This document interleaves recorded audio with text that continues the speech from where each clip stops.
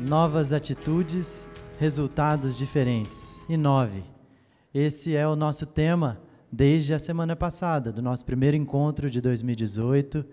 E você que estava aqui pôde começar então alinhando a sua mente, o seu coração com o que Deus quer fazer na sua vida e através da sua vida, não só neste ano, mas ao longo da sua jornada.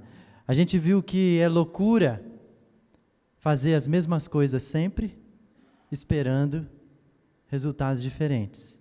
Essa frase que a gente não sabe de quem é, mas que bate lá dentro e diz a verdade. É loucura. E aí, então, domingo passado, a gente foi desafiado, então, a buscar renovação, inovar. Buscar renovação para que haja, então, resultados diferentes. Se a gente mudar o que a gente está fazendo, alguma coisa vai mudar. A gente viu, então, sobre os relacionamentos pessoais, que é importante a gente estar inteiro. Ele falou aqui um pouco nesse vídeo dessa nossa dificuldade de valorizar as pessoas, de valorizar o momento, de estar sempre em outro lugar, de querer sempre outra coisa, ou então ficar esperando que as coisas aconteçam, quando na verdade a gente precisa de atitudes. Então, se domingo passado você estava aqui, o tema foi esse: novas atitudes, resultados diferentes nas relações pessoais. O desafio foi, então, numa conversa, numa palestra como essa, num encontro como esse, a gente estar por inteiro, a gente olhar no olho da pessoa, a gente permitir que a outra pessoa conheça mais da nossa vida, da nossa intimidade, e também que a gente possa ouvir a outra pessoa e conhecer um pouco mais dela, sem que hajam distrações, coisas que nos atrapalham. E aí, essas imagens foram muito marcantes e eu decidi repeti-las, porque isso é uma realidade na minha vida e provavelmente na sua vida também. Essa campanha chinesa que tem a ver com o jeito que a gente vive hoje. Na mesma cama, casados, mas ao invés de aproveitar que são casados e estão na mesma cama, para conversar, obviamente, não acontece nada, porque cada um está com o seu celular, ou um está com o celular, o outro não, mas está ali, olhando para o teto, porque não tem com quem conversar. Cena mais trágica ainda, um pai e um filho na mesa do café da manhã, só que um está no tablet, jogando, assistindo alguma coisa, não interage. Quantas vezes acontece isso na minha casa? Meus filhos vêm e eu, porque, sei lá, estava resolvendo alguma coisa que era urgente, importante ou não, às vezes não era, e não dei a atenção, não dei o carinho, não dei a instrução que eles precisam. Mesma coisa. Então, o desafio para nós foi o desafio de novas atitudes para resultados diferentes. E eu queria relembrar com vocês o desafio final da mensagem de domingo passado, que dizia que as tristezas e desilusões da vida têm gerado em você um padrão destrutivo de relacionamentos. Isso já é fato.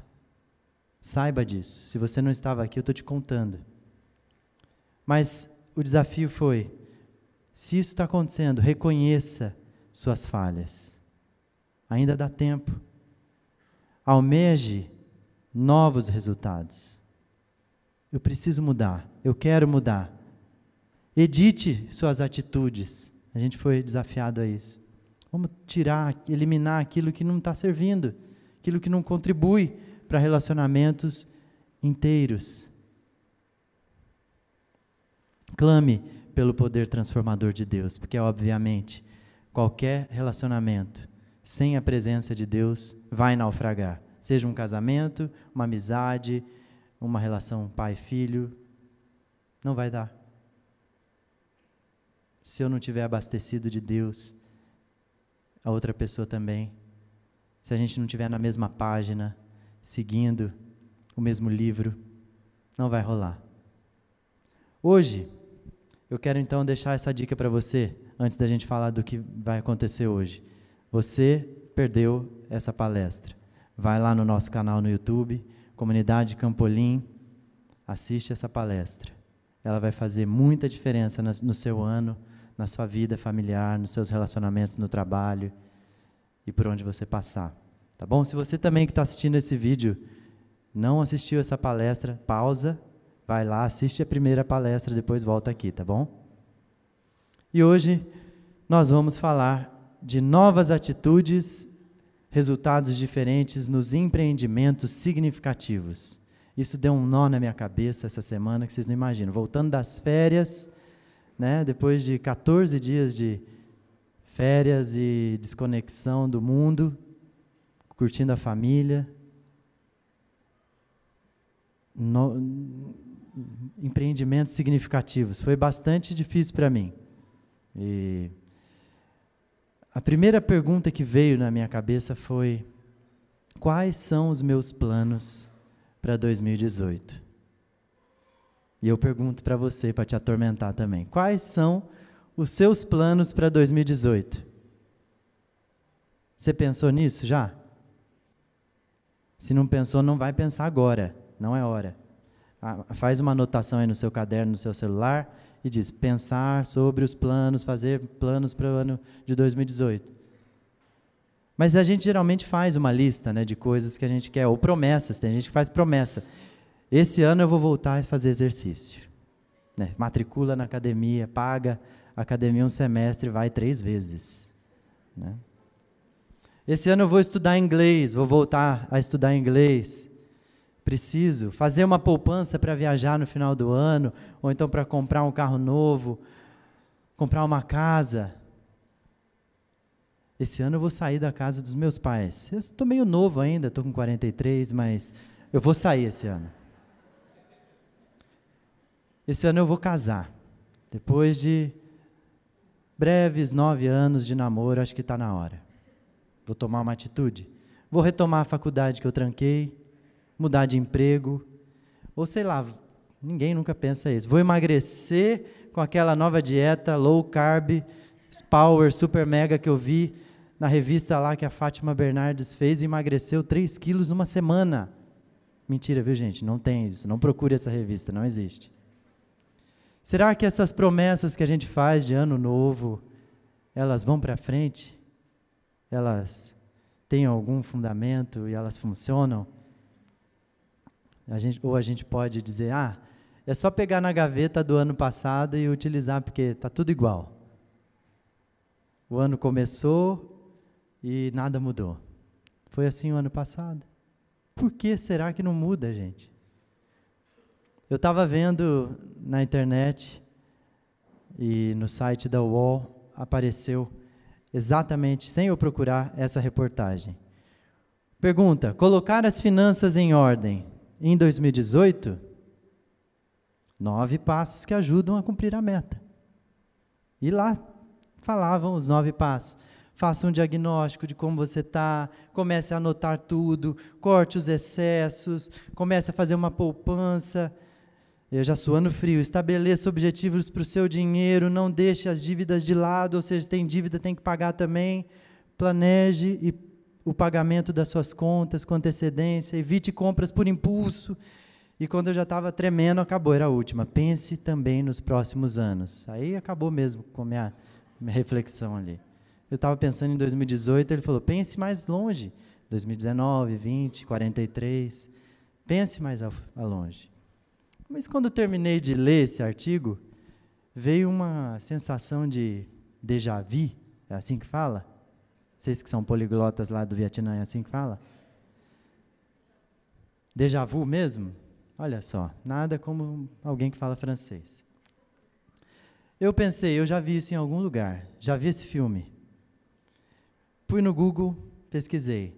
Planejamento Financeiro 2017. Eureka. Prometeu colocar as contas em ordem no ano novo? Veja como cumprir. 12 de janeiro de 2017. A outra reportagem 10 de janeiro de 2018. Quase que eles não mudam nem a foto, né? Eu falei, gente, que falta de criatividade, né? Tá faltando assunto? Não. Cheguei à conclusão que não. Não é falta de assunto, não é falta de criatividade. É que nós não mudamos de um ano para o outro. A gente continua do mesmo jeito, por isso a reportagem também não muda. As dicas têm que ser as mesmas. Continuamos inadimplentes, desorganizados, comprando por impulso, sem planejamento, sem novas atitudes, esperando resultados diferentes, mas os resultados são os mesmos de 2017. E isso se aplica a outras áreas da nossa vida, não é só a área financeira, não. Quem dera fosse. Os relacionamentos que estão emperrados há anos, pessoas que a gente não conversa mais, ou pendências que a gente tem, ou simplesmente aquela coisa morna de um chamando de outro. Ô véi, ô véia. Meu, quando eu vejo isso, eu me arrepio quando alguém chama assim, casado, chama um ao outro. É a pá de cal para mim do relacionamento. Vida profissional também está lá, não tem promoção, não tem aumento de salário, nada muda, está insatisfeito, mas também não faz nada.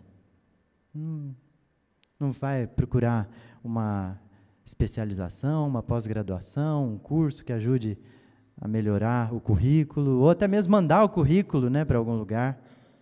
E a questão da vida na área espiritual, que a gente acorda, fala bom dia para Deus enquanto escova o dente, e Ele que tem que entender o que a gente está falando enquanto a gente está escovando o dente, uma oração rápida, vai para o trabalho, para almoçar, e faz uma oração rapidinho, mental, assim, para não falar de boca cheia enquanto está comendo, já vai orando. E aí, enquanto você está lá para dormir já, abre o seu tablet ou o seu smartphone, você vê lá no Facebook um versículo que alguém postou, você fala, puxa vida, ainda bem que fulano postou esse versículo aqui, senão eu não teria lido a Bíblia hoje. Foi por pouco. Esse é o nosso investimento na vida espiritual. Medíocre.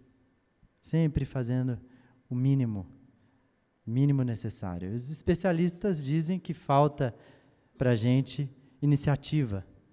Principalmente para o brasileiro, falta planejamento.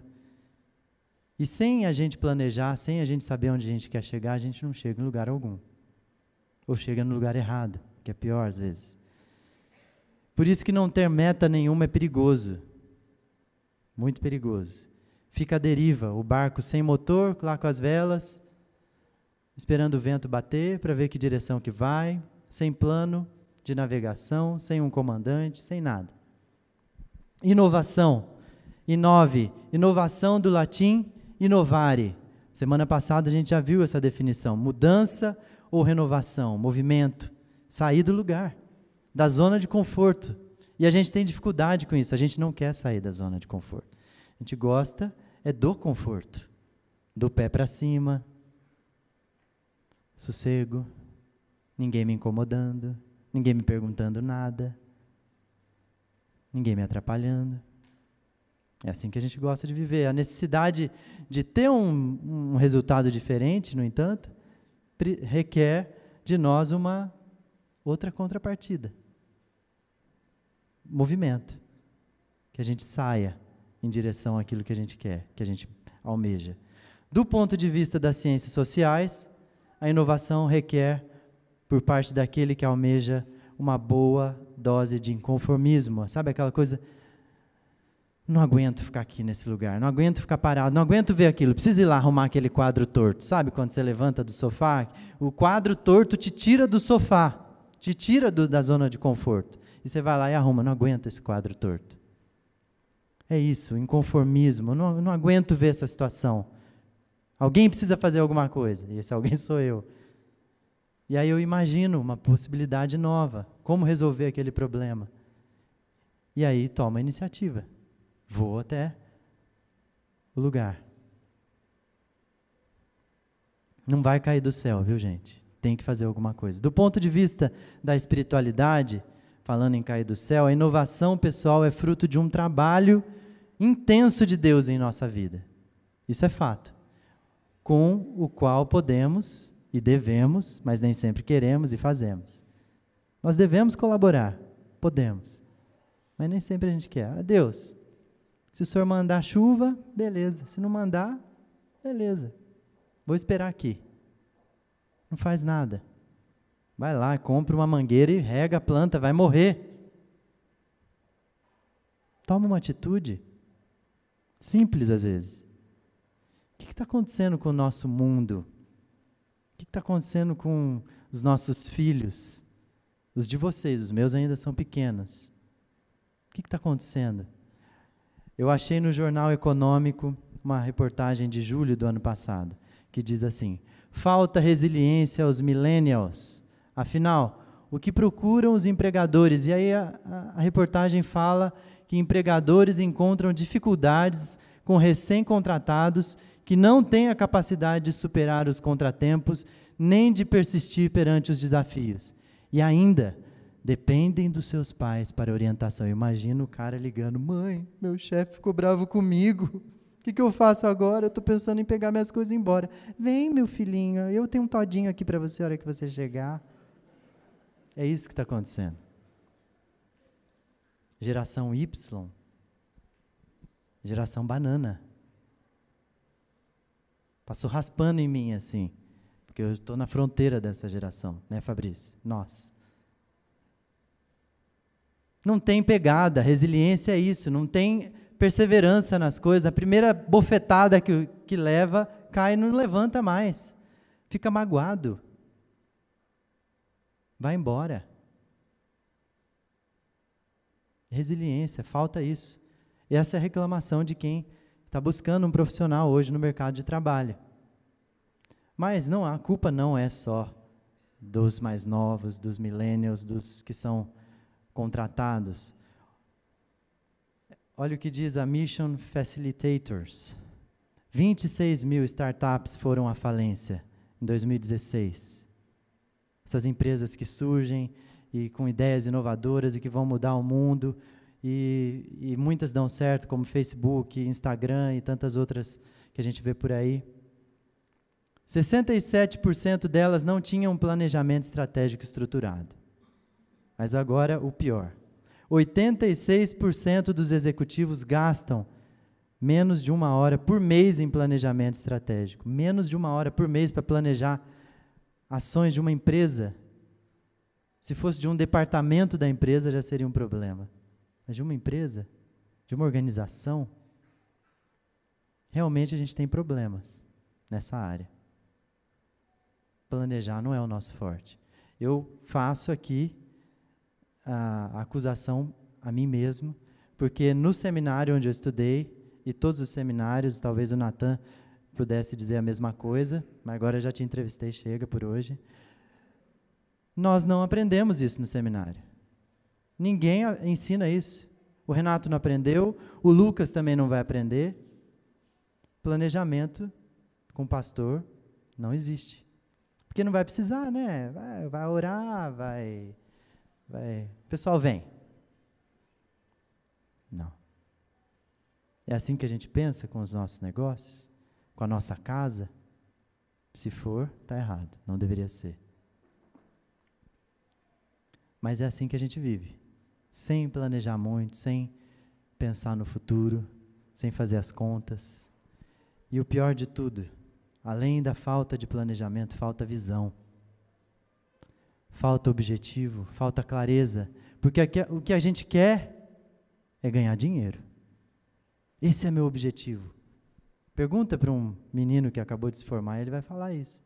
Boa parte dos empreendedores cria uma empresa por uma única razão: gerar rendimentos, isso é, obter lucro. Como se isso fosse o objetivo final, principal, num negócio. E quando o único objetivo é gerar lucro, perde-se de vista o potencial que um negócio tem, que uma empresa tem, de gerar valor para a sociedade, de gerar aí um aquecimento na economia, de novas soluções para a vida da gente. Empobrece, míngua, até que a empresa deixa de existir. Porque morrendo o ideal, nada mais faz sentido. E ela vai falir. O lucro não é o principal. não é o objetivo. Ele é importante. Ele é bom. Eu, no ano 2000, estava no meu último ano do ensino médio, eu conheci um rapaz na escola que estudou comigo, ele queria ser médico. E ele falava de boca cheia que ele queria ser médico porque ele queria ser rico. Muito rico, por isso ele ia fazer medicina na USP. Porque ele queria uma boa formação para ter um bom salário. E eu ficava apavorado, falava, jamais me consultarei nesse cara um dia. Amigos, consultas à parte. E o Aloísio, em agosto do ano passado, partiu para a eternidade, com 36 anos. Lutou com uma doença, um câncer, que foi devastador por mais de um ano. Mas o principal foi o que aconteceu antes, durante esse período da doença. O encontro que ele teve com Deus, a espiritualidade que ele conseguiu resgatar na vida dele. E o Aloísio deixou para a nossa cidade, lá de Santa Cruz do Rio Pardo, um legado. Porque ele se apaixonou por esse negócio de ser médico. E ganhar dinheiro passou a ser consequência. Ele tinha uma clínica, mas ele também era funcionário público, atendia na Santa Casa, e tomou gosto por aquilo, e fez campanhas para reformar aquele hospital, e fazia palestras, e se tornou uma pessoa conhecida na cidade, não porque era rica, porque não conseguiu se tornar um homem rico, financeiramente falando, mas enriqueceu a cidade com o que fez. E quando ele foi embora em agosto, a nossa cidade ficou em luto, ficou triste, mas ficou muito fortalecida com tudo que ele fez. E eu me orgulhei muito dessa transformação que eu pude ver na vida dele. E 9, novas atitudes, resultados diferentes nos empreendimentos significativos. Você quer deixar uma marca por onde você passar, ou na história? Realizar empreendimentos significativos? Eu quero. Para isso, gente, eu vou contar um segredo para você. Você vai ter que planejar. Vai ter que fazer uma meta. Traçar um plano.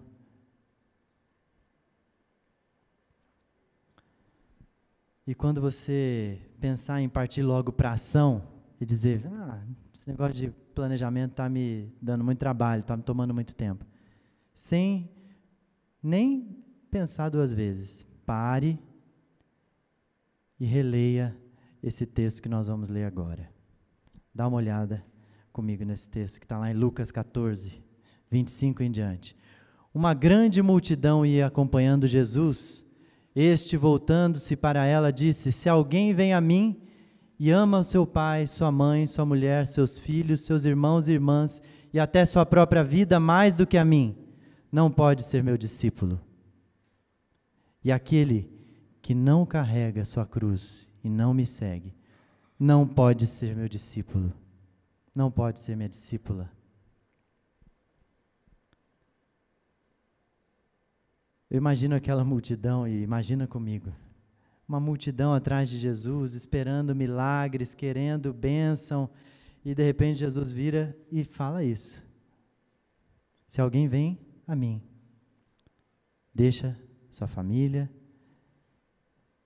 me coloca em primeiro lugar, e ainda, toma sua cruz e me segue. Aí você vai ser meu discípulo. Eu imagino metade daquele povo já saindo fora. Reduziu já pela metade o grupo. Só com essa fala. Porque se engana aquele que pensa que ser discípula de Jesus, é só alegria. Não exige sacrifício. Se engana. E essa imagem é uma imagem perturbadora. Mexer com a família da gente, que é a base. Com a gente mesmo, a minha própria vida. Eu tenho que colocar minha vida em segundo plano, tenho que colocar meus filhos em segundo plano, minha esposa em segundo plano, meus pais em segundo plano, para seguir a Jesus. Eu preciso amá-lo mais. Jesus está dizendo, me ame mais. Me ame tanto que os outros amores serão inferiores, serão menores e às vezes até desprezíveis, dependendo da situação. Eu vou bastar para você em muitos momentos. Escolher a Cristo em primeiro lugar, antes mesmo que a nossa própria vida. Que difícil. É negar-se, é negar a nossa natureza. O tempo todo a gente se protege, a gente é ensinado a se cuidar desde pequeno, a pensar na nossa vida, na nossa carreira, no nosso futuro, e dá um jeito de fazer acontecer.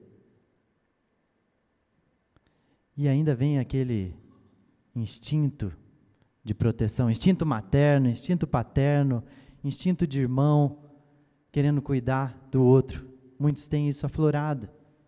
Quando eu era criança, por volta de 9 anos de idade, morava no Mato Grosso, estudava no colégio presbiteriano de Juína, e naquele colégio tinha um murão, para mim na época pelo menos era enorme o muro, e eu sonhava recorrentemente que eu estava lá embaixo, no pé daquele muro, e a minha irmã do meu lado, minha irmã caçula. E de repente aquele muro começava a desabar em direção à minha irmã. E eu empurrava a Bárbara e ela caía longe e o muro caía em cima de mim. O que é isso? Amor sacrificial.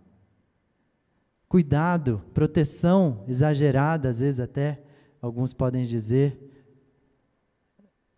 tentativa de proteger.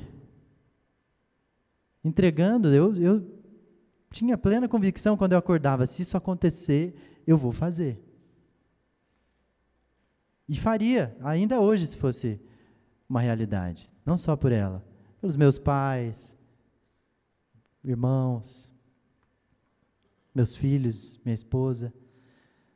Mas eu fiquei pensando,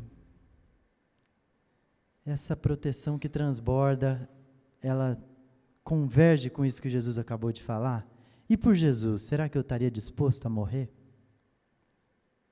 Ou será que a gente só está disposto a morrer de tanto trabalhar para construir aquele patrimônio que a gente tanto almeja? Morrer para construir aquela fama, aquela glória que a gente tanto sonha e idealiza? Morrer pelos nossos sonhos e projetos pessoais e familiares? Você consegue se imaginar indo para o Vietnã, abrindo mão do convívio familiar intenso, do conforto de morar no seu próprio país, de comer a feijoada quando você quiser, e as comidas gostosas, o feijão, o arroz, o pão francês, a picanha? Você consegue se imaginar se Jesus te dissesse, é para você ir agora, o Natan vai voltar com a família dele, você vai com a sua? Se Jesus te chamasse? Eu tenho uma notícia boa para te dar. Jesus está te chamando. Para o que Ele está te chamando? Eu não sei, mas Ele está te chamando. Se você está aqui hoje, Ele está te chamando. E a pergunta é, será que os seus projetos estão alinhados e convergindo com os dele?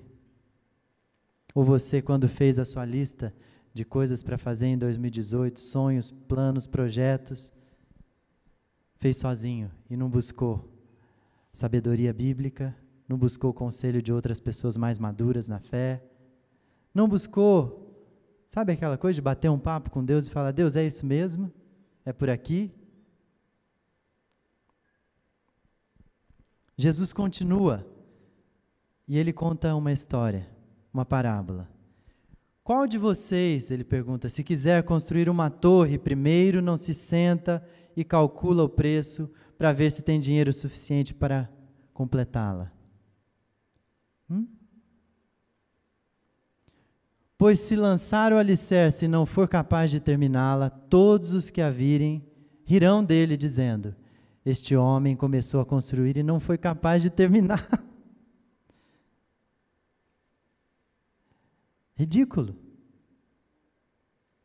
E na época, ao contrário do que a gente vive hoje, isso era muito sério. Uma pessoa zelava muito pela sua imagem pública, pelo seu nome. Seguia essa orientação de sentar antes, calcular, ver se eu vou dar conta, se eu vou me comprometer com uma coisa que depois não vou conseguir cumprir. Melhor não me comprometer então, porque isso vai macular a minha imagem, vai ser um vexame para mim, vai ficar evidente que eu não planejei, que eu não me preparei. Vergonha pública era algo que ninguém queria. Jesus sabe disso. E Ele está tocando nesse assunto, não é à toa. Ele está falando, por um acaso vocês fariam isso? Claro que não. Hoje a gente faria, né? A gente vê um cara constrói um prédio, ele desaba, mata centenas de pessoas e às vezes nem preso o cara é. Rola um processo por anos, anos e anos e anos. Ele não se importa com o nome dele, o nome da família dele, aparecer no jornal. A gente não quer, é problema. Mas às vezes a gente não se prepara para evitar o problema. Jesus conta ainda uma outra pequena parábola. Ele diz, ou qual é o rei que pretendendo sair à guerra contra outro rei, primeiro não se assenta e pensa se com 10.000 homens é capaz de enfrentar aquele que vem contra ele com 20.000. Se não for capaz, enviará uma delegação, enquanto o outro ainda está longe e pedirá um acordo de paz. Da mesma forma, vai para a guerra, tem que ter estratégia, tem que ter plano, estudar o inimigo, avaliar as possibilidades. O nosso exército é suficiente, 10.000 para 20.000, será que dá? Cada um pega 2.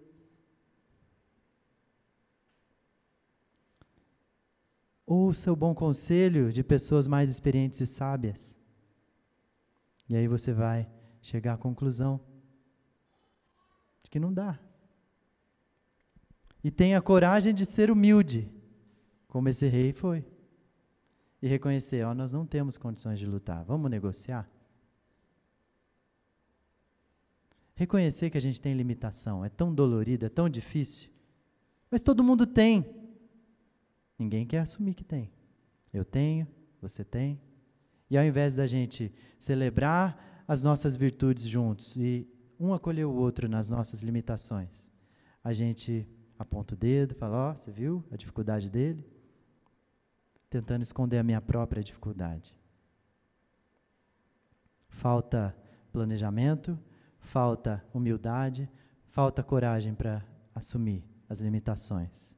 E Jesus está tocando nessas feridas, nas nossas feridas.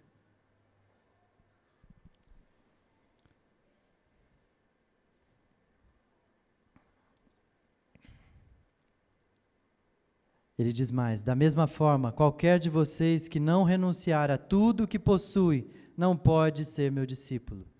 O sal é bom, mas se ele perder o sabor, como restaurá-lo? Não serve nem para o solo, nem para adubo, é jogado fora. Aquele que tem ouvidos para ouvir, ouça. Ouça. Jesus incentiva a gente à inovação, atitudes diferentes. Gente, acorda, ouça. Vamos ter uma atitude diferente?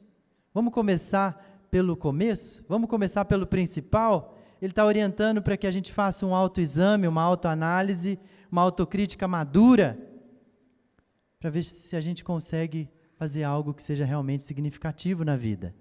Não ficar batendo cabeça na parede. Ele diz, vai existir dificuldade. O sacrifício vai ser parte do processo, mas os resultados vão aparecer. Agora, se você esperar que caia do céu, meu filho, não vão acontecer. Então, se a gente vai se sacrificar nessa vida, e a gente se sacrifica, a gente trabalha, a gente sua, que seja pela causa certa, é isso que Jesus está querendo ensinar, pelo propósito correto, da maneira correta, com os objetivos corretos, com o preparo necessário. Senão, melhor não começar esse projeto. Vai ser mais um projeto que vai para a gaveta da frustração, da derrota. E eu não quero isso, nem para mim, nem para você. Vale a pena a gente investir naquilo que é plano de Deus. Por isso Jesus está convidando a gente a renunciar a tudo que a gente possui, simbolizando a rendição. Quando a gente se rende a Ele e diz: Jesus, está a minha vida aqui, tudo que eu tenho é a minha vida, está aqui na sua mão, coloco nos seus pés, faz o que o Senhor quer fazer, para a gente servir para alguma coisa, um empreendimento realmente significativo, na família, na faculdade, na escola, no trabalho, no condomínio da nossa cidade, no nosso bairro. Jesus está preocupado com aqueles discípulos medíocres que muitas vezes nós somos,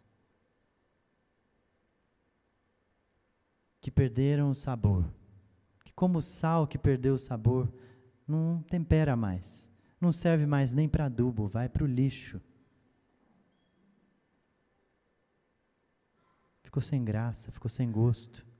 Jesus está preocupado com a gente, se a gente está morno, porque lá em Apocalipse há uma sentença para os mornos. Deus os vomitará.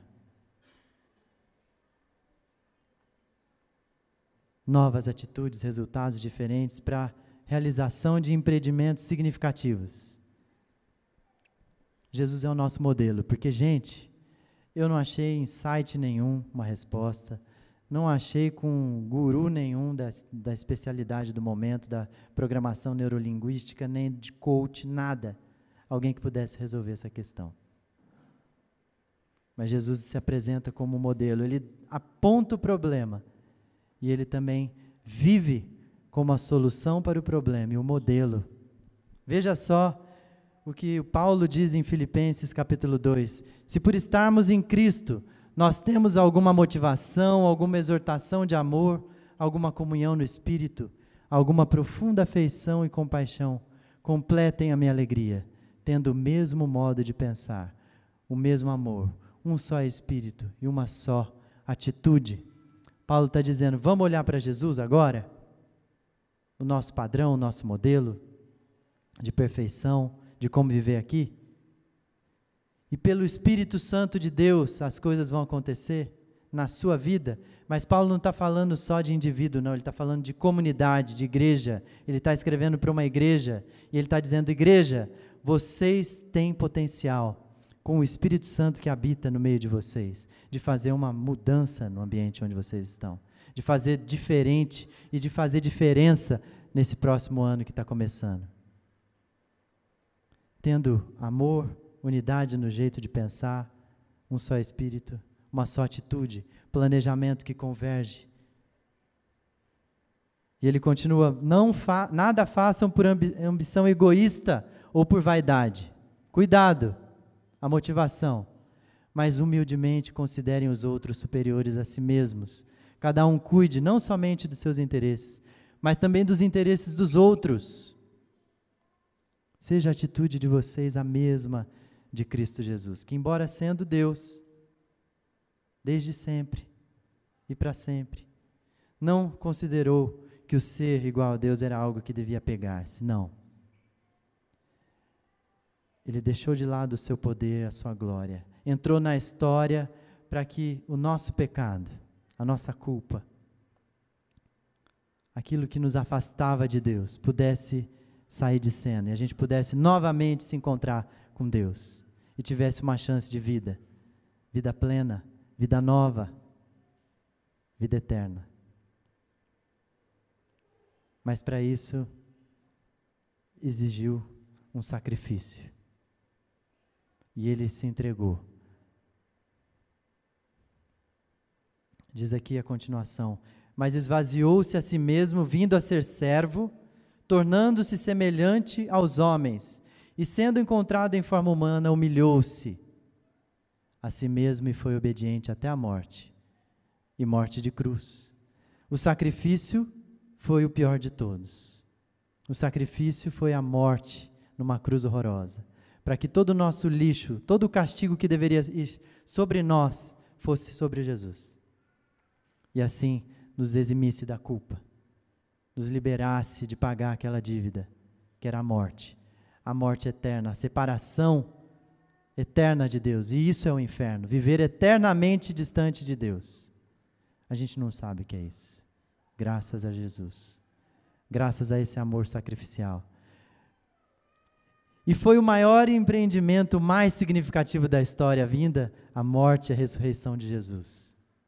E a partir desse grande empreendimento, dessa intervenção na história, é que a gente pode fazer coisas novas e atingir resultados diferentes e bons resultados para a glória dele, para o crescimento do reino que é dele. Olha a consequência que foi para Jesus e que também é para nós. Por isso Deus o exaltou à mais alta posição e lhe deu o nome que está acima de todo nome, para que ao nome de Jesus se dobre todo o joelho, no céu, na terra e debaixo da terra, e toda língua confesse que Jesus Cristo é o Senhor, para a glória de Deus Pai. Após o sofrimento, o sacrifício, veio a exaltação. Deus o exaltou como havia prometido, assim como Ele promete exaltar os humilhados no tempo devido. E há uma condição: todo aquele que se curvar e dobrar o seu joelho e confessar que Jesus Cristo é o Senhor, para a glória de Deus Pai, entra para a família de Deus, é recebido como filho do Deus vivo e passa a desfrutar de uma nova realidade. E pode fazer tudo diferente, tudo novo. Esquece a história que passou. Uma nova chance surge para você. Seja o que tenha feito, está quitada. Começa de novo. Está perdoado. Para realizar empreendimentos significativos, então, nós precisamos de planejamento e tempo. A gente viu Jesus falando: qual de vocês, se quiser construir uma torre, primeiro não se assenta e calcula o preço para ver se tem dinheiro suficiente para completá-la? Planejamento. Demora, dá trabalho, exige tempo,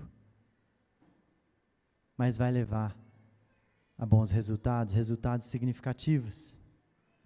Ainda sabedoria e humildade. Se não for capaz, o rei enviará uma delegação enquanto o outro ainda está longe e pedirá um acordo de paz. Foi isso que aconteceu. Porque buscou a sabedoria, não agiu por impulso e agiu com humildade, reconhecendo a limitação.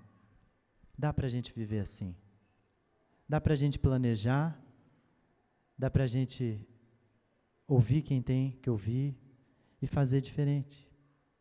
No nosso casamento, com os nossos filhos, nas amizades, na comunidade, no trabalho.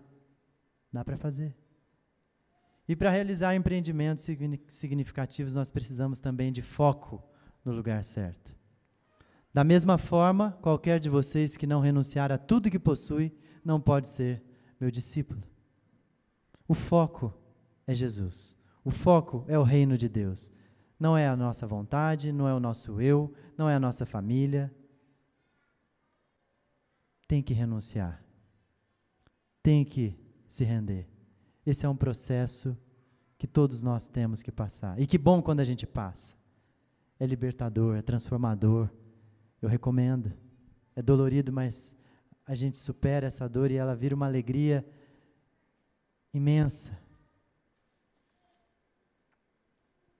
Por último, para realizar empreendimentos significativos, nós precisamos de atitudes sacrificiais. Vai ter que se sacrificar. E aquele que não carrega a cruz, a sua cruz, e não me segue, não pode ser meu discípulo. Jesus falando. Não vai ser fácil. Vão ter momentos doloridos, difíceis. Mas vai valer a pena. Para a gente encerrar, para a gente realizar empreendimentos significativos, então é preciso sacrifício. Pense nisso e guarde isso, vá embora com isso. Planeje, calcule, invista tempo. Jesus está dando a dica. Deus mandou Jesus para ensinar a gente com palavras, com a vida dele, ele está derramando a sabedoria dele divina sobre nós.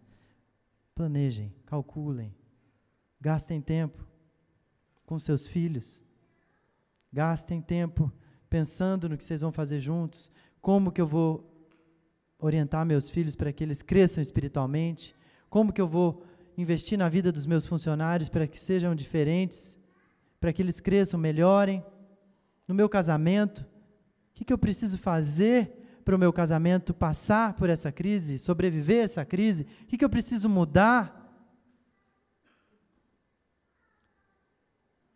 Disseram que a sua esposa gosta de dançar, mas você não quer dançar. Vai para a aula de dança com a sua esposa. Vai dançar lambada. O problema é seu se não gosta. Vai salvar seu casamento. Eu não gosto muito de ficar assistindo filme no Netflix. Meio difícil isso acontecer, mas não gosto. Mas meu marido gosta. Assiste com ele. Rambo 3, a missão. Vamos lá, querido. Vamos investir. Planejar, calcular, investir tempo. Ouça bons conselhos, tenha humildade. O pastor sempre fala no final do culto, às vezes eu, às vezes o Renato. Procure a gente durante a semana para conversar, um aconselhamento. E a gente fica tão feliz quando, sei lá, mais difícil que Mega Sena, alguém liga para a gente e fala: pastor, eu queria um horário. Falando: uhul, é hoje. Vou atender alguém que me procurou, não precisei ir atrás. Podia ser tão mais bem aproveitado. Agora a gente tem 2 salas aqui, ó, a gente ganhou uma mesa nova, né, Edgar? Agora tem mais uma sala para atendimento pastoral. Fica a dica. Ouça bons conselhos, não só do pastor, mas do seu líder de grupo pequeno. Pessoas mais maduras na fé. Senta para tomar um café, bate um papo e fala: estou na crise, mas quero sair da crise. Me ajuda? O que eu posso fazer nessa situação? Inove. Renove-se. Permita-se ser ajudado. Ouça. Não seja turrão, cabeça dura. Eu não vou lá falar para o pastor dos meus problemas, não, porque depois o que ele vai ficar pensando de mim? Fica pensando que, puxa, ele também tem problema, não sou só eu. Fica pensando, que bom que ele veio, eu posso orar por ele, posso ler um texto, a gente pode meditar junto e descobrir na sabedoria bíblica o caminho. Se a gente não souber o que fazer, a gente vai chorar junto, vai procurar alguém. Não seja o foco o tempo todo. Tenha foco. Jesus é o foco. O reino é o foco. Quem tem um umbigo o tempo todo como centro e se acha o foco, o centro do universo, sofre demais. Porque o tempo todo tem que ficar pensando o que os outros estão pensando de mim, e isso já é totalmente patológico, mas também cansa. É um peso, é um fardo. E é uma doença mesmo, é adoecedor. Quando eu me liberto e começo a pensar em outras pessoas, e como a gente viu no texto de Filipenses, pensar mais nos outros do que em mim, amar outras pessoas além de mim mesmo, é o que Jesus fez. Ele deixou a glória e veio, porque Ele nos ama, se importou com a gente, falou: meus irmãos estão perdidos, preciso fazer alguma coisa. Tenha foco no Rei do Reino, tenha foco na missão que Ele tem para você. Lembra? Eu não esqueci, e eu quero que você se lembre. Alguma coisa Ele tem para você nesse ano. Você tem que descobrir. Pode procurar a nossa ajuda para descobrir se você precisar. Mas persiga qual é a missão que Deus tem para você nesse ano de 2018, além das coisas cotidianas, corriqueiras, que sempre existiram.